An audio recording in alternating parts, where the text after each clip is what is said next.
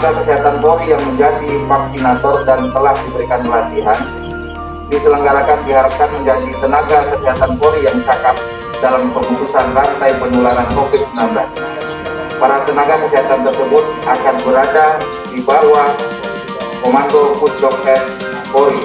Vaksinator Polri yang digelar adalah untuk membantu tugas tenaga kesehatan baik pemerintah maupun swasta yang ditunjuk.